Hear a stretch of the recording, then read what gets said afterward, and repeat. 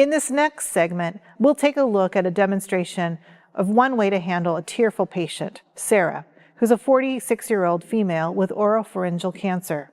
Sarah is meeting with a clinician to talk about surgery and treatment options. As you watch, pay attention to the clinician's verbal and nonverbal responses. What works well?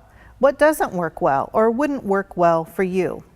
While you may not have as much time to engage in this length or type of conversation in your clinical setting, consider how the individual clinician responses can be used in brief interactions. Sarah, hi. Welcome back. Rebecca. I guess it's been about a week since we talked. A week, yeah. And last time we talked a bit about a lot of information, and then there was some choices about which way you wanted to take the procedure. So wondering if you had a chance to think about, and if you had any questions, residual questions about what you might want to do. I've thought about it.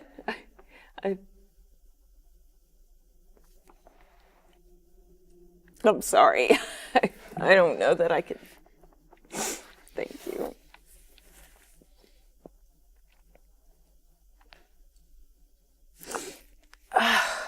God. It's a lot. It's a lot to think about. Yeah. And and I just haven't been able to talk to anybody about it. Oh, yeah. Yeah. I mean, my boyfriend is just, every time I try to talk to him, he either changes the subject or he just walks out of the room. And I just,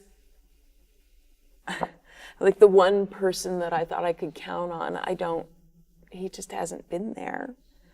It's been hard to find someone to support you and talk through these options. Yeah, and I thought that he was going to be there through thick and thin. I mean, I thought we were going to be planning our wedding right now, not planning a feeding tube. Or I'm sorry, it's not really what we're supposed to be talking about. Well, it is part of what we're talking about today. I mean, we've got all these choices, but how do you make a choice if there's all of these factors going on and your reactions to this really significant and terribly challenging time?